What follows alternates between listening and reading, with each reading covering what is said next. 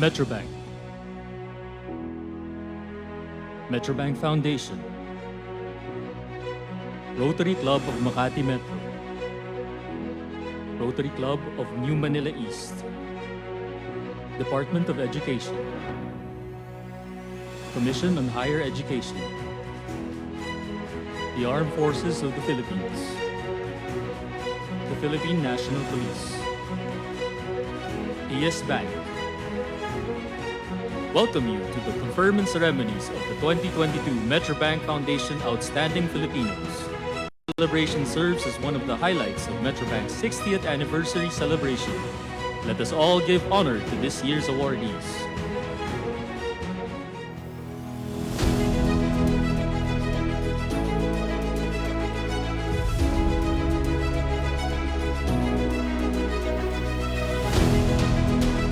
Begin the occasion through an invocation to be led by Dr. Mark Nolan Confessor. Please remain standing for the singing of the Philippine National Anthem after.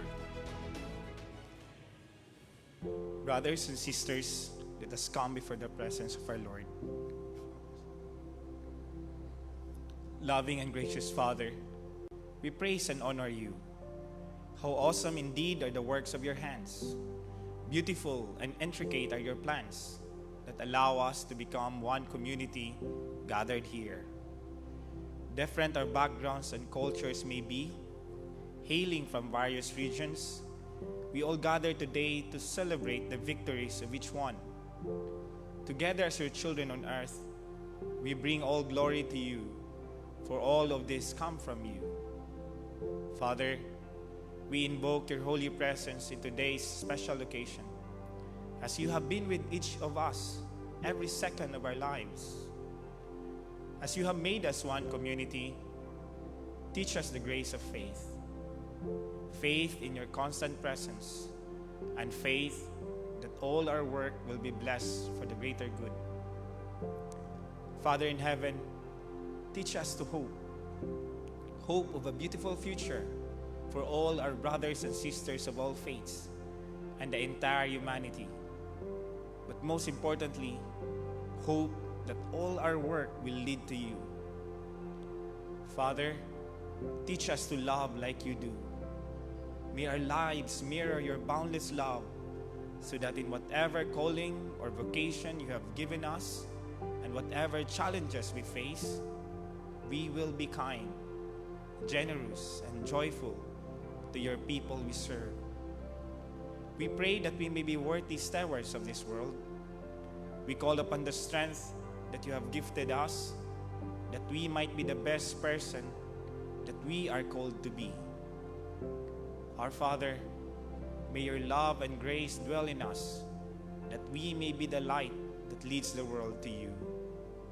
Amen.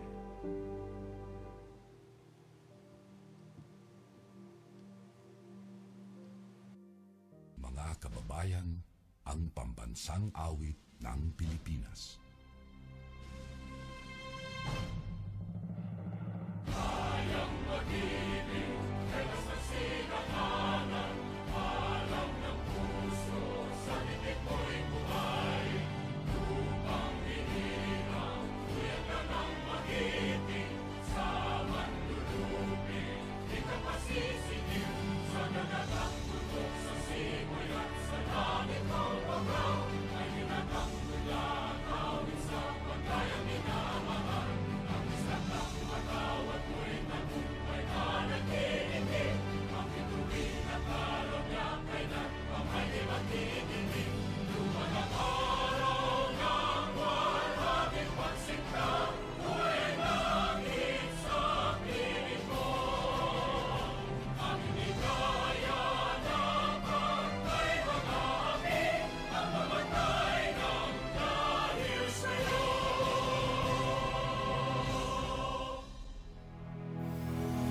Welcome to the 2022 Metrobank Foundation Outstanding Filipinos Conferment Ceremony.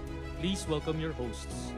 Chairman of the International Association of Business Communicators Philippines and one of this year's Board of Judges, Mr. Joe Zaldarriaga, and Executive Director of TV5's Alagang Kapatid Foundation, Ms. Menchi Silvestre.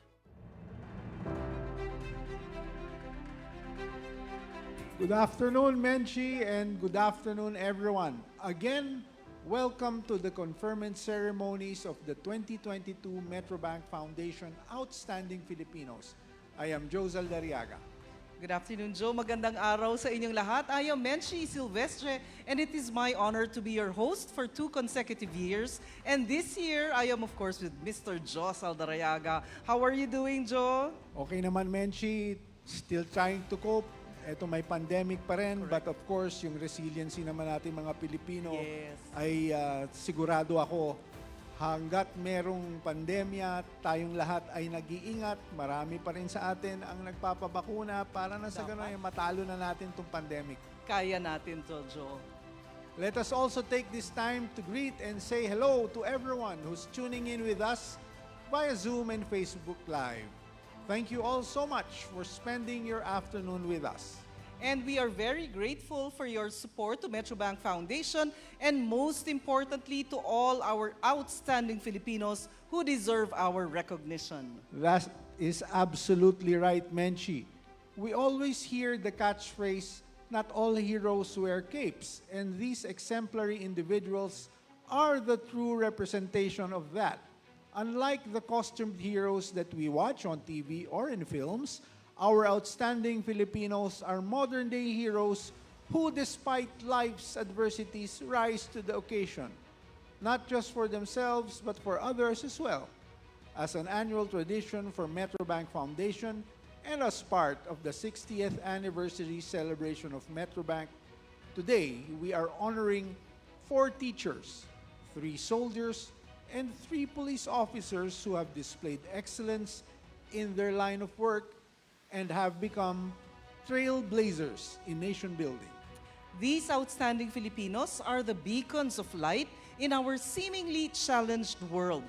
They come from different walks of life telling different stories, but their contributions to our country are immeasurable. Their service goes beyond their call of duty, and their community involvement have helped shape a better society and created a lasting positive impact on their stakeholders. Alam mo, Joe, when I judged last year, it was an opportunity for me to see their true character as soldiers, something very different from what we hear every day. How Alam mo, about Menchi, you? I feel the same way. Nung narinig ko yung storya nila, sabi ko, mukha talagang ang dami nating mga kababayan na challenged yung buhay, pero meron din tayong mga kababayan na tumutulong sa kanila. Selflessness was really evident when I was judging those entries. Sabi ko sa sarili ko, talagang nakakagising ng diwa na maging isang Pilipino. I really felt the same way, and as one of the board of judges this year, it has been really an exciting journey to select the 2022 awardees. What excites me the most is that these role models, Menchi, are public servants who have demonstrated their patriotic love and service to the nation. I'm sure everyone will agree to that, right? Me too, I agree with you, Joe. And if you do, please show us your support online. Share our happenings today on your social media pages using hashtag MBFI Outstanding Filipinos and hashtag Beyond Excellence. You can also leave a message of inspiration via Zoom and Facebook live stream chat box while our program is ongoing. We have a lot on our plate this afternoon, Menchi. But before that, we would like to welcome the chairman of the Metrobank and Metrobank Foundation for his message. Ladies and gentlemen, Mr. Arthur T.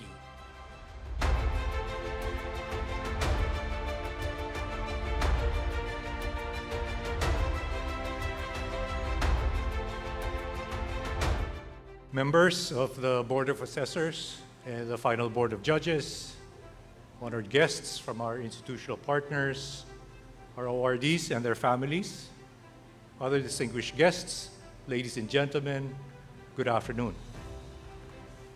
Metrobank's presence in the country for the last 60 years is a testament to the people's trust in the brand.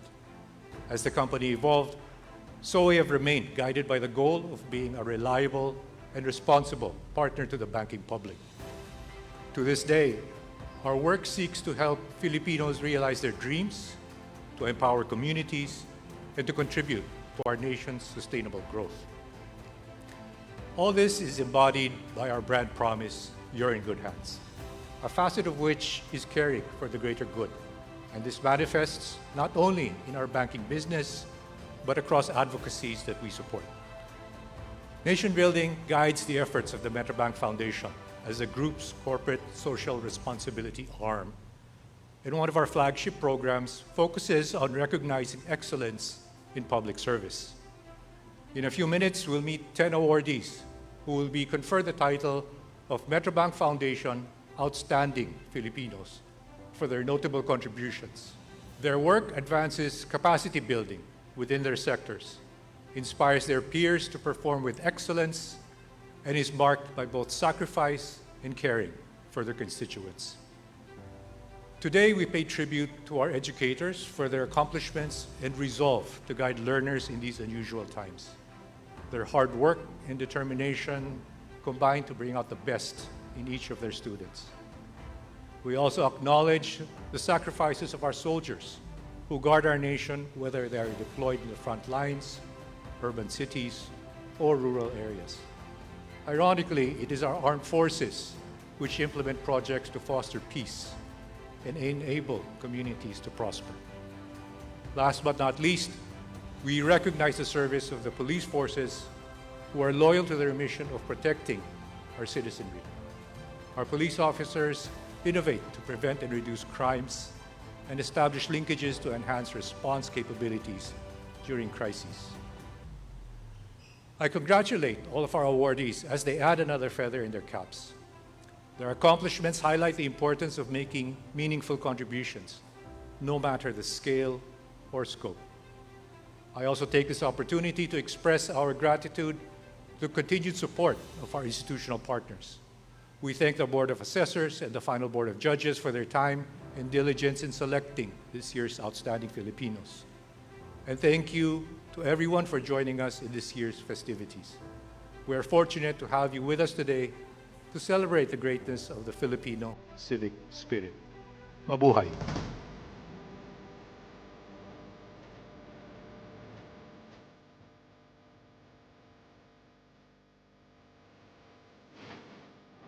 Thank you very much, Mr. Arthur T., for those inspiring words. Indeed, going beyond excellence is coming from a place of passion and valuing one's work. Speaking of giving importance to our profession, it's time to meet our distinguished Board of Judges who were instrumental in the selection of the 2022 Metrobank Foundation Outstanding Filipinos. They are movers and shakers of their respective sectors who recognize the significance and impact of the roles of our awardees. And to introduce our final Board of Judges for this year, please welcome the President of Metrobank Foundation Incorporated, Mr. Aniceto Sobrepeña.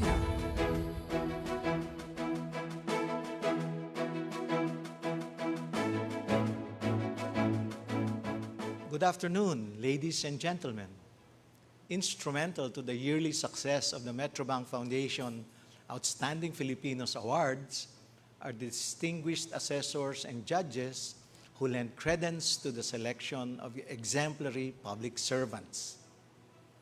Through the years, this excellence recognition program has continuously ensured that its screening and selection processes are attuned to the times while upholding the core ideals that it stands for.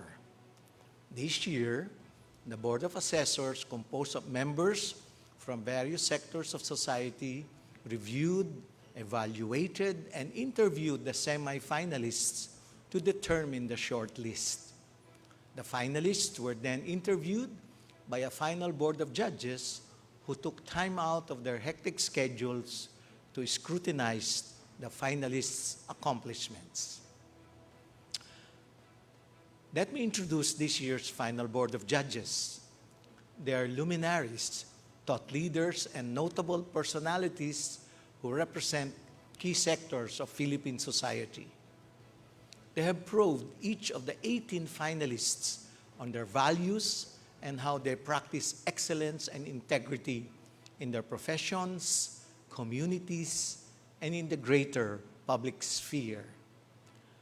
Through a 2-day face-to-face panel interview, our judges took on the difficult task of asking the tough questions, and those that eventually revealed who among the finalists, by competence and character, truly deserve to be called the Metrobank Foundation Outstanding Filipinos.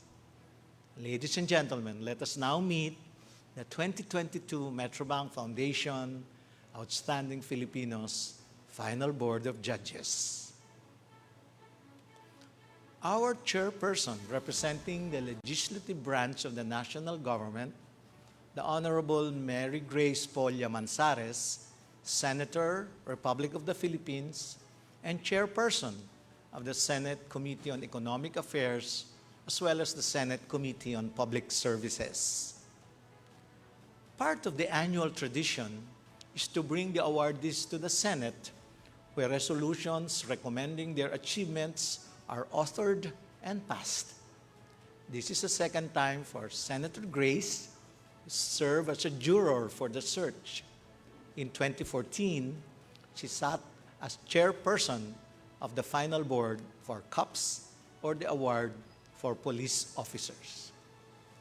Co-chairing is the Honorable Ramon Paul R. Hernando, Associate Justice, Supreme Court of the Philippines, representing the judiciary. We are always honored to have a Supreme Court Associate Justice serving in the panel each year. We maintain several years of working relationship with them.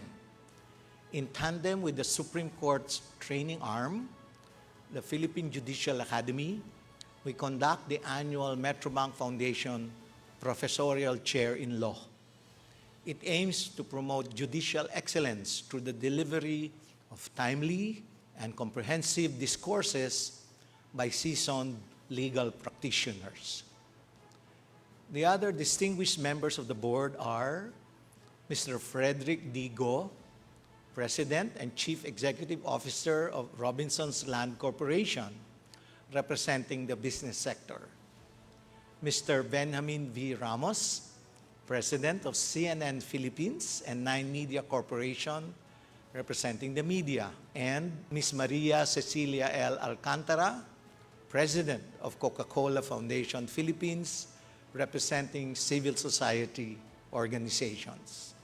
Last, but definitely not the least, our next judge representing professional organizations is Mr. Agapito Joe R. Zaldariaga, Chairman of the International Association of Business Communicators, or IABC Philippines. Thank you, Joe, for graciously accepting the invitation to host the conferment ceremonies. Distinguished guests, ladies and gentlemen, once again, our 2022 Final Board of Judges.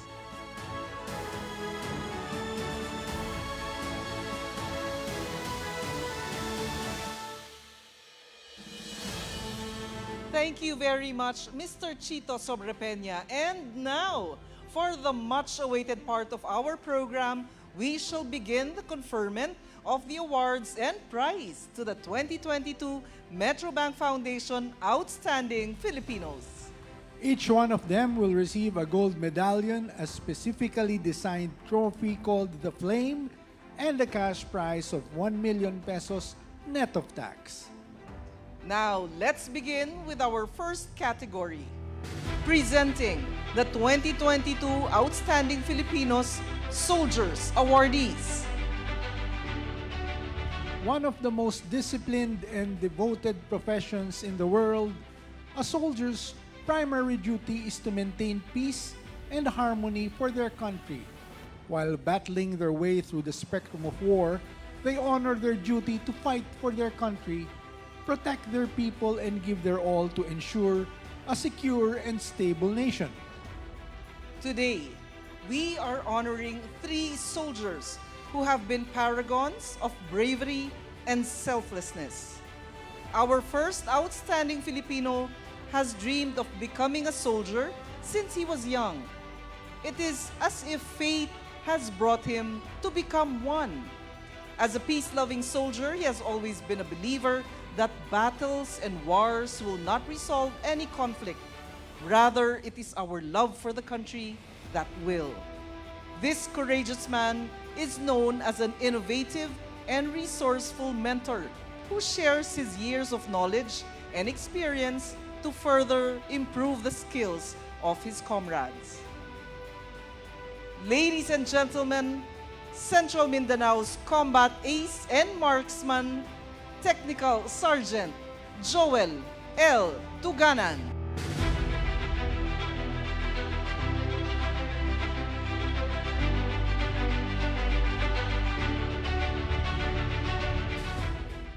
As a soldier who has been serving the country for many years, I have witnessed and encountered all kinds of battle, and I believe that throughout those battles, nobody won.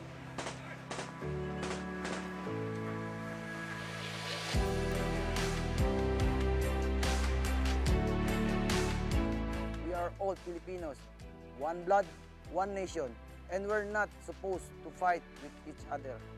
So I made an effort to promote peace. Every time we were assigned to a new area, I did my best to reach out with the enemies and befriend our Maguindanaon brothers who lived in geographically isolated and depressed areas under my jurisdiction.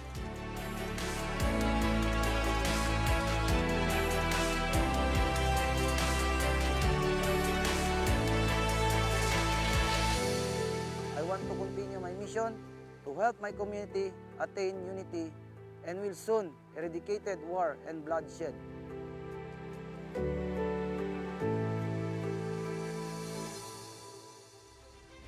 Once again, Metrobank Foundation Outstanding Filipino, Technical Sergeant Joel L. Tuganan.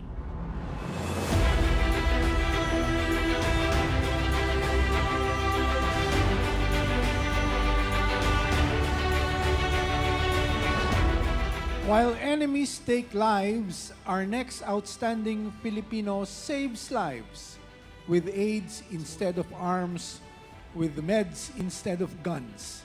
Embracing her calling as an army nurse who stands with our soldiers and takes care of their overall well-being, reinforced her outlook on the value of life-saving. This empowered woman has implemented numerous innovation-focused programs that have elevated our military health services. A round of applause for Colonel Maria Victoria P. Juan, Philippine Army's Health Service Innovator.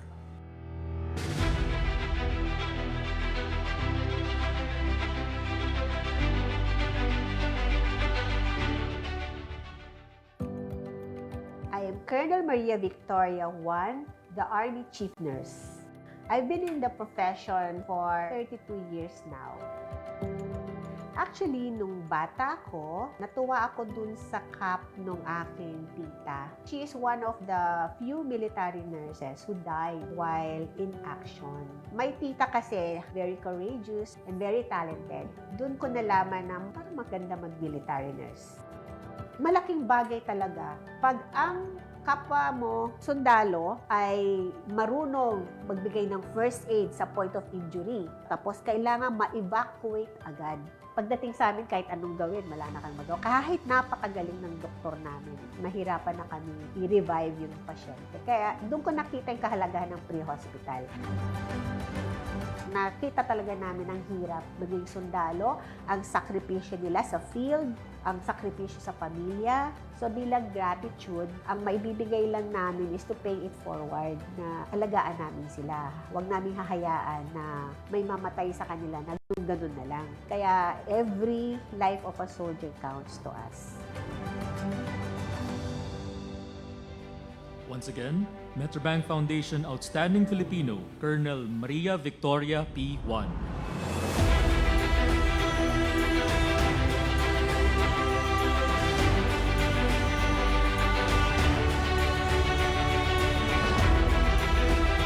And finally, our last outstanding Filipino for the soldiers category.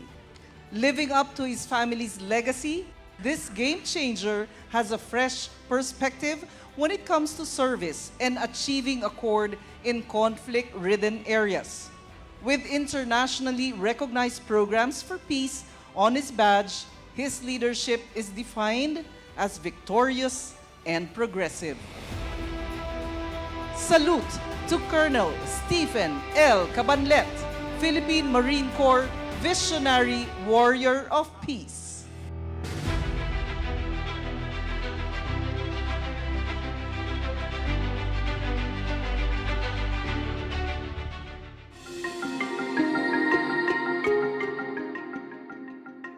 My chosen profession is warfighting, and I am specializing in amphibious operations.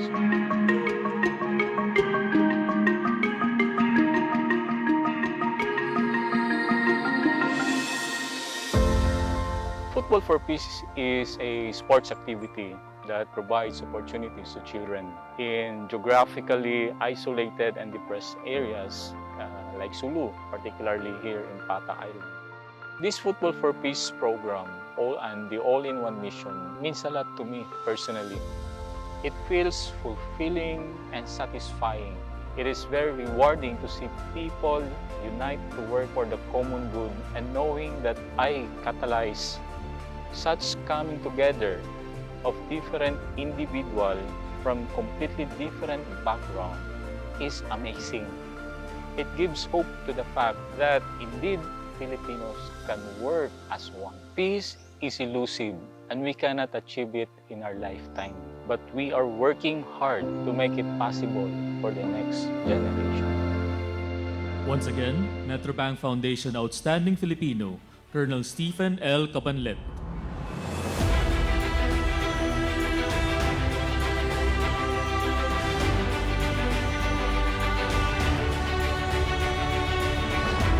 Congratulations to our 2022 Outstanding Filipinos Soldier Awardees. We can only salute in deep awe and gratitude for the difference you do for our security and country's sovereignty. Continuing with our awardees, we are also proud to present the 2022 Outstanding Filipinos Police Officer Awardees.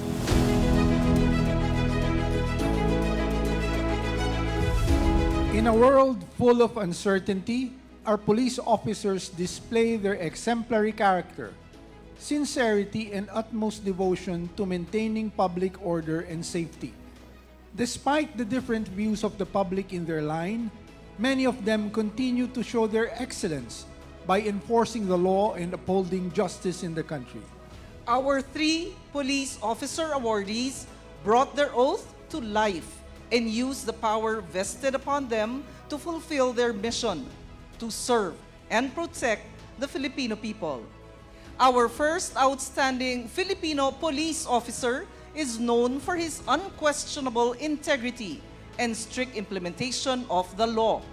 For more than 2 decades, he has proven his expertise in investigation and intelligence operations to eliminate, if not eradicate, crimes in the country. Indeed, his works are worth emulating by the next generation police officers. Ladies and gentlemen, Criminal Investigation and Detection Group's crime-busting intelligence operative, Police Executive Master Sergeant Rogelio A. Rodriguez Jr.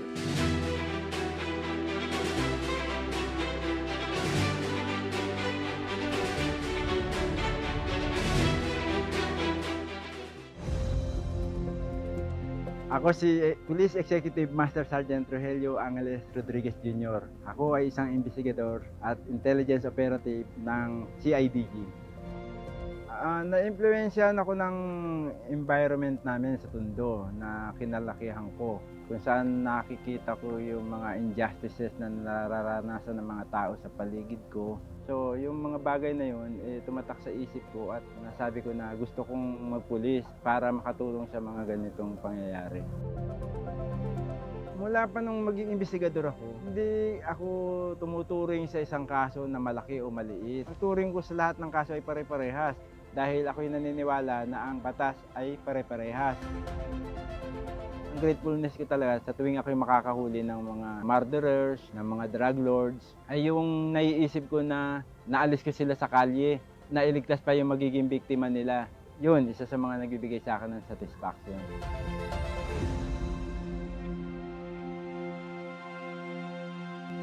Once again, Metrobank Foundation Outstanding Filipino, Police Executive Master Sergeant Rogelio A. Rodriguez Jr.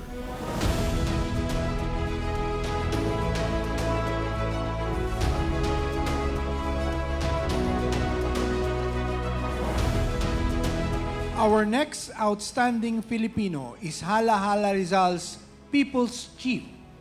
His leadership aims to rebuild trust among their force and their people. This inspiring police officer is known for empowering their citizens through several community-centric programs and encouraging them to work with their line to maintain peace and order within their area. Let us welcome Hala Hala Rizal's Chief Protector and Community Relations Advocate, Police Captain Rosalino Panlaki.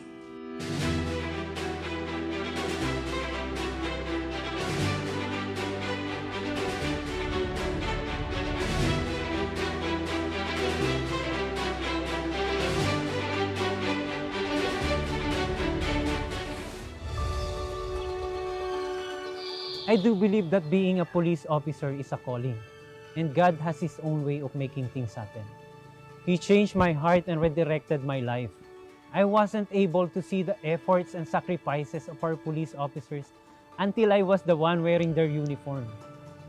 When I became a police officer, it is then when I realized how they sacrificed and risked their own lives just to keep everyone safe. My desire to serve the people inspired me to be in this profession all these years. The smile that I bring to the faces of the people that I serve gives me a motivation to strive even harder and find new ways to serve them better. Being able to provide services for my countrymen is my main source of fulfillment as a police officer. And I could not ask for more than the appreciation of the people, because it is only then that I can tell myself that I have done my job and I have done it well. Once again, Metrobank Foundation Outstanding Filipino, Police Captain Rosalino E. Panlaki.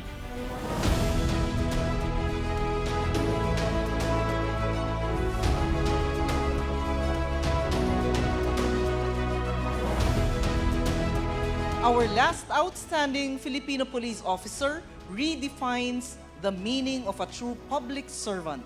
His duty goes beyond the four corners of his office by succeeding in combat missions, as well as helping the minority and marginalized groups in our society.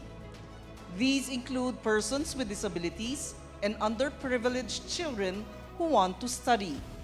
A warm applause for PNP Special Action Forces stalwart of law and public safety, Police Colonel Lambert A. Suerte.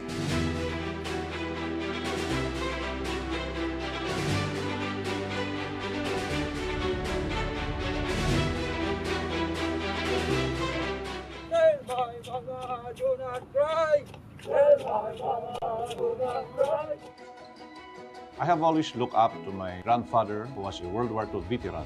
Being practically raised by my grandparents, I witnessed how my grandfather tried to be the best father to his children and a husband to my grandmother. I believe that my admiration of him as a person was pivotal to my decision to become a police officer. Ang goal ko talaga ay pagpatuloy itong mga nasimulan natin na community service initiatives. Kahit saan ako mapunta ay dadalhin ko itong mga magagandang programang ito. The little things that we do for the desperate hearts, for the people who seem neglected and who see police officers as their hope in time of hopelessness, make a lot of positive difference in the country. Indeed, in desiring for thunderous impact in the organization and this nation, we should not forget the little things that make us promote humanity. Once again, Metrobank Foundation Outstanding Filipino, Police Colonel Lambert A. Suerte.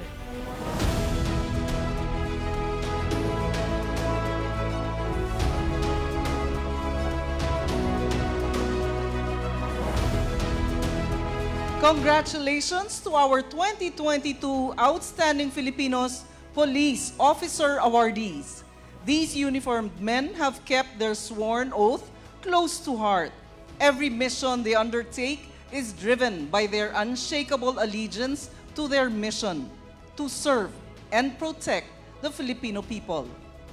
Let us now meet the 2022 Outstanding Filipinos Teacher Awardees.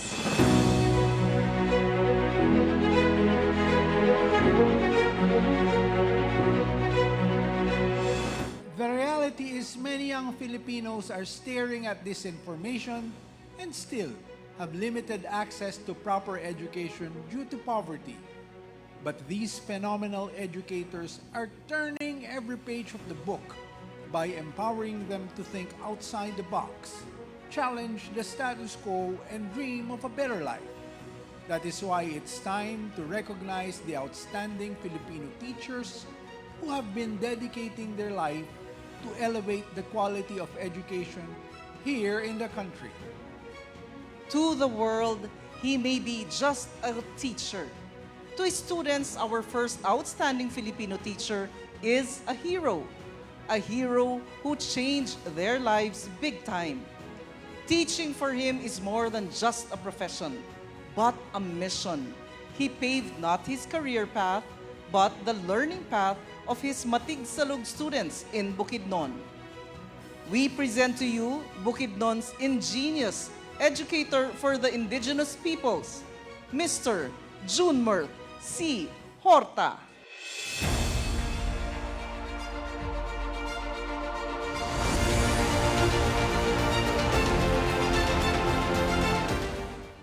Mao piano masulo mga sulad.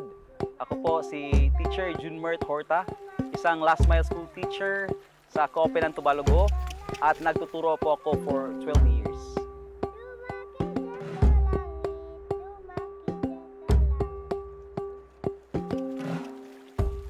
My visit to the school was exciting yet risky. I remembered walking alone in a muddy road, crisscrossing 17 huge rivers just to be in school alone. With that additional task given to me and making other reports, I never felt the burden of going back and forth to and from the CITU school. Instead, I felt the joy serving these indigenous learners. And I'm looking forward for the next years to come that there will be learners in this community who will be able to finish, graduate, to get their profession, that they may be able to become an inspiration for their fellow IPs to do the same.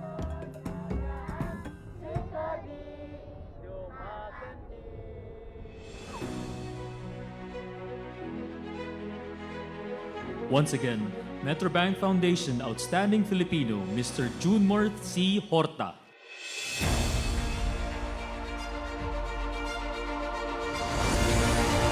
The next outstanding Filipino is also an educator who has already achieved so much at a young age. Through her dedication to Filipino culture and language, she has championed excellence in leadership among her students and colleagues. Beyond the theories that can be learned in the books, this Binibini hopes that her students will live a life with moral principles and love for the country. Ladies and gentlemen, Quezon City's champion educator of Filipino language instruction, Dr. Christine Joy D.R. Aguila.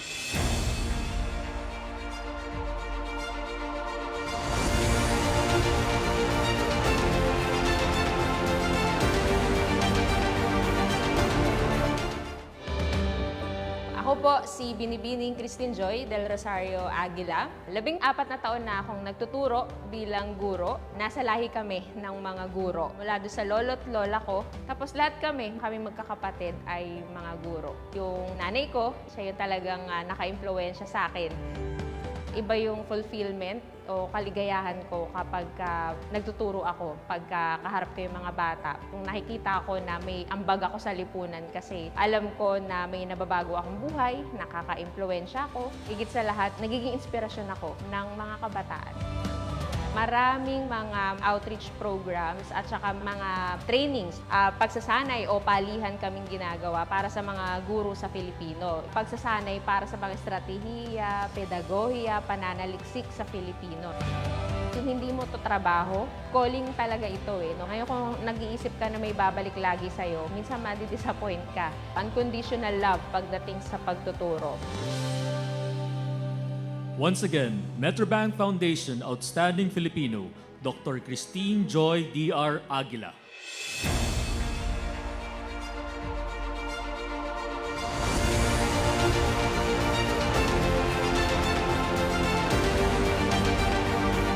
Despite several opportunities to go abroad, our third outstanding Filipino teacher chose to stay and dedicate his expertise to enhance research and development culture in the country and teach Mindanaoan students. His numerous research may be groundbreaking innovations to many, but his genius has one primary goal, and that is to champion the next generation of Filipino scientists. A warm applause to Dr. Mark Nolan P. Confessor, Mindanao's physicist, educator extraordinaire.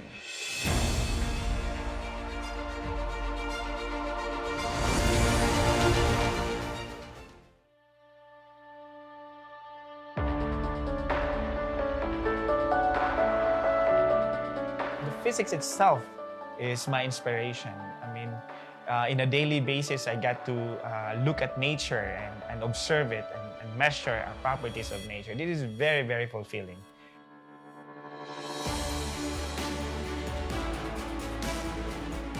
The country can become a powerhouse in science in the future. I have no doubt about it. To achieve this, we need to work hard as a people. We need to put investment to these endeavors. And also, we have to be persistent as a nation, as this will require many generations of constant engagement by all of us. We can do this, and we can begin by searching, equipping, and tapping the talents in our young Filipino scientists found throughout the country. Once again, Metrobank Foundation Outstanding Filipino, Dr. Mark Nolan P. Confessor.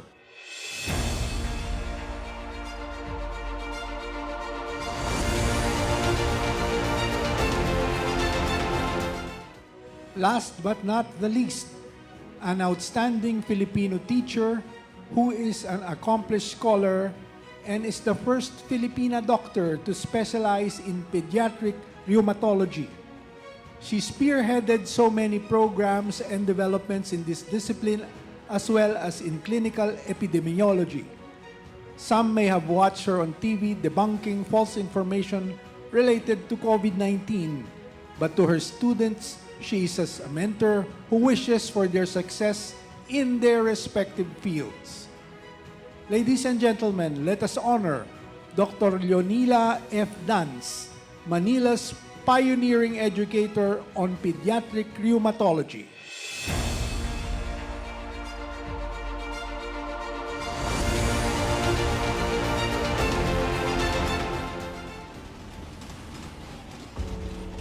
I specialize in the care for children with arthritis and rheumatic disease. I'm also a clinical epidemiologist. I specialize in doing my own medical research. And I'm also a teacher, and I teach both pediatric rheumatology and clinical epidemiology. I think what inspired me is when I recognized the gaps in our medical education. Students needed somebody to care for children with arthritis. Our students also needed to have teachers for them to understand research and statistics. We needed more clinical epidemiologists. The path I have chosen is actually quite unique and rare because at the start, nobody was really into this field. So I decided to make my own program. So after I took up the pediatric rheumatology and graduated from that, I decided that I should train more pediatric rheumatologists, developed a curriculum so I can train others.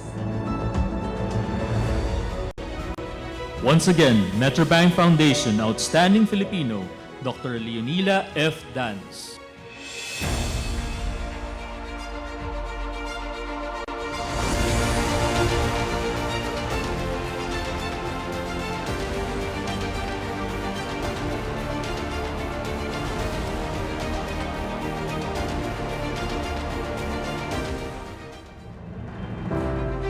Congratulations to our 2022 Outstanding Filipinos, teacher awardees. Truly, they embody what it truly means to be selfless and passionate. They work tirelessly each day to make future better for our learners. While no amount of praise will ever quite be enough for all that they have sacrificed, they deserve only our loudest claps. There you have it, ladies and gentlemen. Again, we present to you the 2022 Metrobank Foundation Outstanding Filipinos.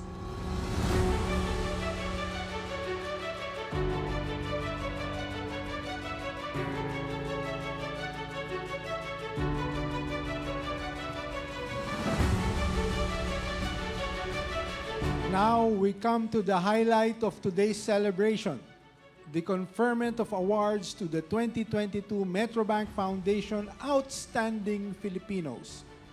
To confer the awards, may we invite Mr. Arthur T. and Mr. Aniceto Sobrepeña, Outstanding Filipinos.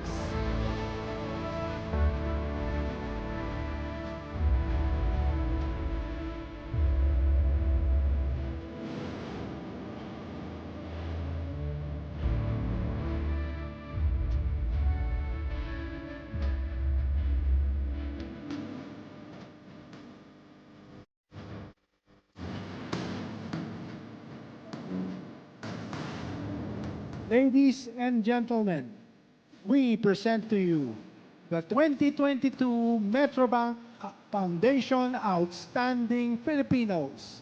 They raise the bar of excellence in their respective fields and our nation's hope and inspiration. Thank you, Mr. T. and Mr. Sobrepeña, for gracing us with your presence. To all our awardees, please remain on stage for your group photo opportunity and for your acceptance message.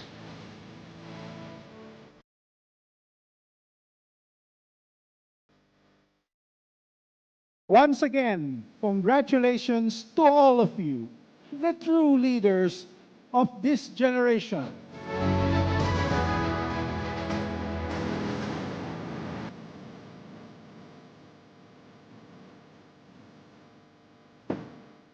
At this point, we shall now hear the response from each sector, beginning with Colonel Stephen Cabanlet, representing our soldier awardees.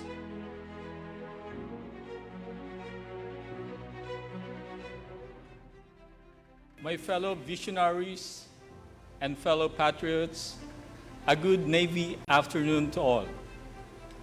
I'm honored to receive this award on behalf of my co-soldier awardees. I have been nominated for this prestigious award several times since 2015. However, more than 5 years later, it is only now that the fruits of my passion have been loudly recognized. Those past nominations were not my doing or what I wanted. Instead, it was initiated by those who thought that every good deed needs corresponding appreciation. Receiving this coveted award at this particular point in time gives me life to what Ecclesiastes chapter 3, verse 1 reminds me every day. For everything, there is a season and a time for every purpose under the heavens. In retrospect, these biblical words kept me going in rough times.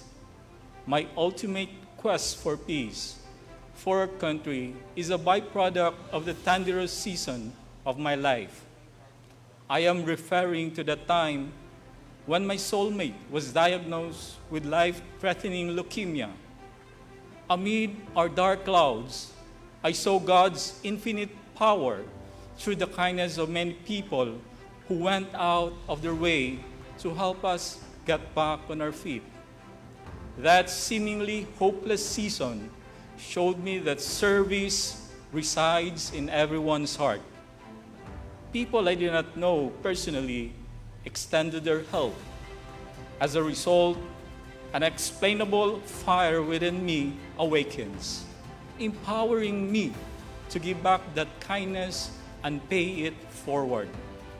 Thus, Football for Peace movement was born, and the rest, as they say, is history. I am proud to belong to this batch of awardees. My fellow awardees in the Armed Forces, Colonel Maria Victoria Juan and Technical Sergeant Joel Tuganan, your exemplary efforts are wide-ranging from innovations in life-saving services to excellence in combat missions. It is in accordance with the will of the Supreme Being that all of us won at this moment. My sincere congratulations to all of us. I feel that we won because we are its called to take part in bringing our nation forward. Our country has struggled long enough for unity and peace. Literally, in places where there is actual insurgency, and figuratively in our current political and economic state. They say the night is darkest at the break of dawn, and the light is about to break. It is now the season for the visionaries. Therefore, let us continue with our chosen advocacy. Allow me to give our Lord Jesus Christ all the glory of this achievement. I also honor my parents, Papa San and Mama Lings. They are responsible for what I have become. Two people I know next to God who love me unconditionally. I share this moment with my ever-supportive Wonder Woman, the only one who knows my weak points. Further, I dedicate these moments to our three bugoys, Sirius, our bright star, Ezra, the nurturer, and Eli, our soap spot. Know that your presence makes me a better father. Lastly, my heartfelt thank you to the Metrobank Foundation and the people behind this award for seeing my program with appreciative eyes. Thank you so much, everyone. And once again, congratulations to the fellow awardees and their families. That was truly inspiring, Colonel Cabanlet. Thank you. And to hear the response on behalf of our police officer awardees, may I call on Police Colonel Lambert Suerte.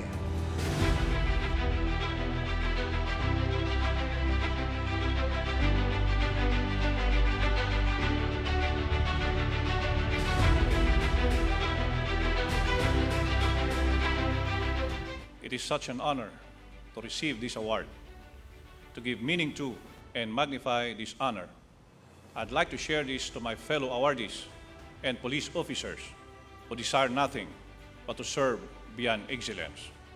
A kind of excellence that gives meaning to one's purpose and existence. An excellence that transforms lives. Beyond excellence, simple yet profound in its meaning.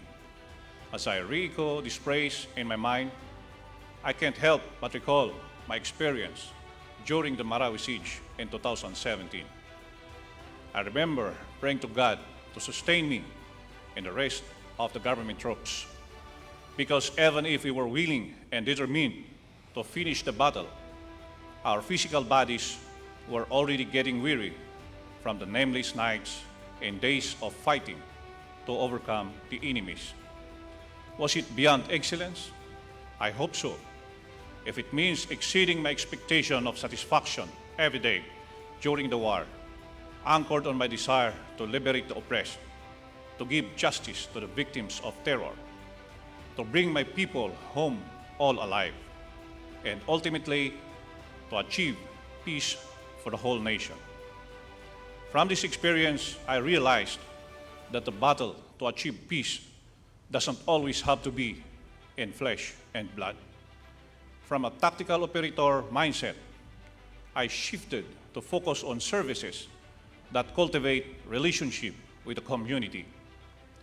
It is not easy to author and sustain Project Danao, Gulong ng Suerte, and adopt a community. But we have chosen to fight for the dreams of 12 out of school youth to help and improve the lives of the people with disabilities and their families, and offer hope to the communities who have long clamored for attention and basic services, because the Philippine National Police is convinced that the chief end of genuine police service is peace. Through this, I hope to humbly mirror beyond excellence in a way that it deserves. Today, I recognize my fellow awardees who have clearly manifested what this beyond excellence means. I share this honor with Police Captain Rosalino Panlaki, who, as Chief of Police, is known for building a strong relationship between the police and the community. I also share it with Police Executive Master Sergeant Rogelio Rodriguez Jr., who, as an investigator and intelligence operative, helps strengthen the police force's campaign against criminality. We may have different stories, but we have clearly shared common grounds in nation building, peacekeeping, and service to people. I am honored to receive this award with you, and I intend to keep your stories with me as I press on my journey. I sincerely share this award to every Marawi warrior and to all fallen heroes who made ultimate sacrifice for peace. To the community we are working with, to the men and women of the Philippine National Police, our partners, my family, and ultimately to God. To Him be all the glory. Ladies and gentlemen, may this torch of excellence light our journey in building a strong alliance to uphold humanity. And should I remind you to enjoy the journey. Thank you. Thank you, Colonel Suerte. Indeed, you are a true model of excellence and a beacon of hope for the rest of our police. Last but not the least is a response from our teacher awardees. Representing them is Dr. Christine Joy D.R. Aguila.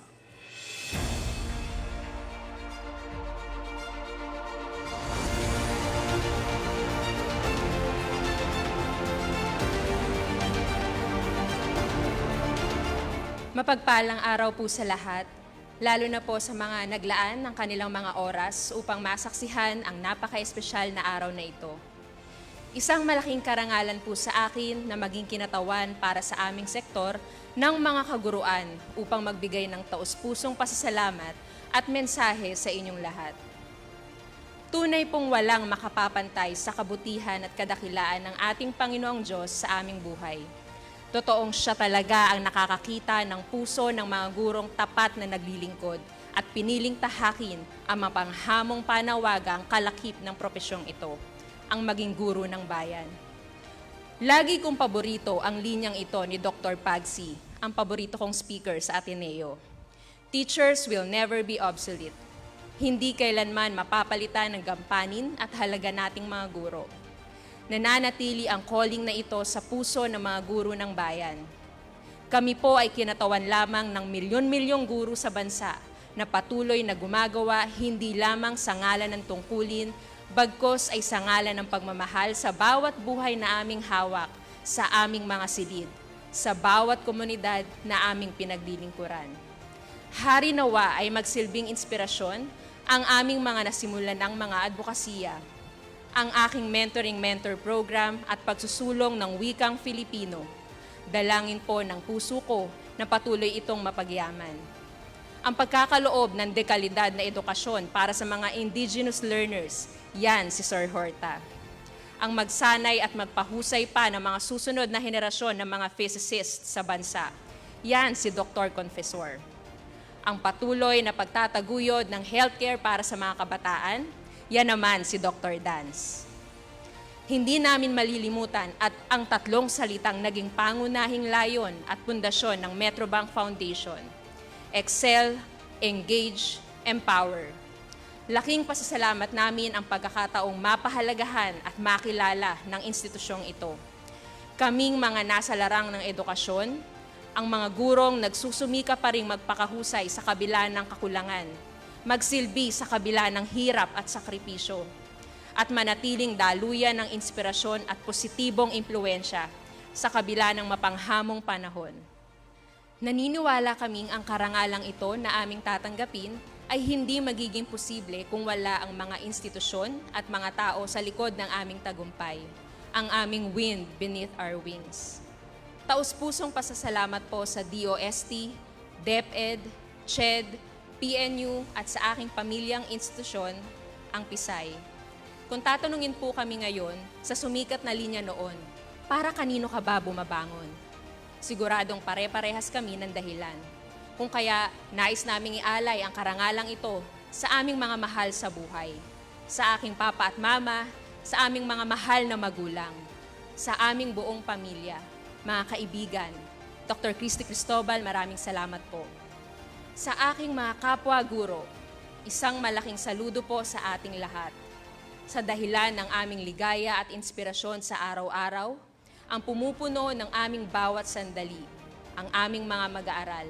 Salamat sa inyong buhay. Ayon kay Douglas Adams, to give a real service, you must add something which cannot be bought or measured with money, and that is sincerity and integrity. Padayon sa ating mga guro ng bayan, sa Diyos ang lahat ng papuri.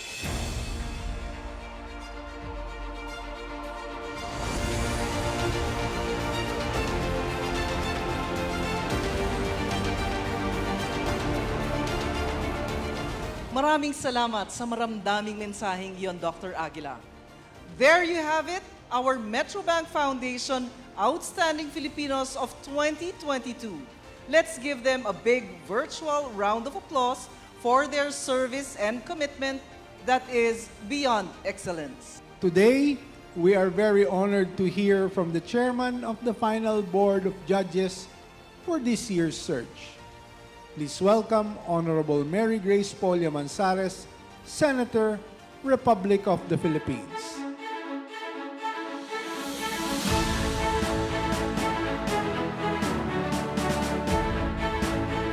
Isang magandang hapon po sa inyong lahat. To my dear Metrobank awardees, today marks the culmination of a long and arduous journey which began not when the search for this year's finalists commenced, but on your first day of your careers as teachers, policemen, and soldiers. In the past weeks, we have been privileged to meet many courageous modern-day heroes, creative trailblazers, and highly competent professionals who have upheld the public interest over personal interest. But those of you who have been chosen as our 2022 Outstanding Filipinos are a cut above the rest. You are now members of an elite club of public servants who have proven your mettle not just by your excellence, but by living a life beyond excellence. Maraming salamat sa inyong marangal at dedikadong paglingkod sa bayan. You inspire all of us to be the best versions of ourselves. Having met you and having heard your stories have truly inspired us.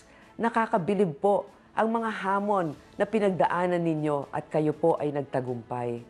At ang iniisip ninyo, madalas ay para sa ibang tao sa kanilang kabutihan at hindi para sa inyong sarili lamang. Kayo ang mga huwaran para sa mga darating pang henerasyon. It is really an honor to serve as the chairman of the final board of judges. And I would also like to thank the Metrobank Foundation of the T family, as well as Mr. Sobrepeña, for supporting this endeavor for so many years.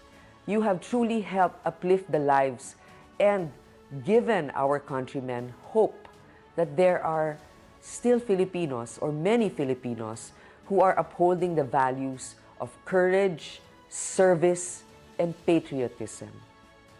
I also would like to thank my fellow Board of Judges for your hard work and for really listening to all the stories of our candidates. It was really a pleasure working with you all and truly a great honor to serve as part of the panel of judges. Maraming salamat and congratulations to our winners. That concludes our conferment ceremony for the 2022 Metrobank Foundation Outstanding Filipinos.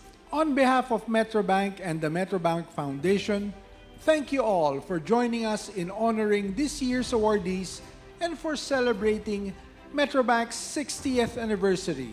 We look forward to seeing you again next year. Again, I am Josel Dariaga. And I am Menchi Silvestre. As we end today's conferment ceremony, we would like to show you our extra special gift to our awardees. We are very delighted to present to you a tribute to the 2022 Metrobank Foundation Outstanding Filipinos. Please watch this.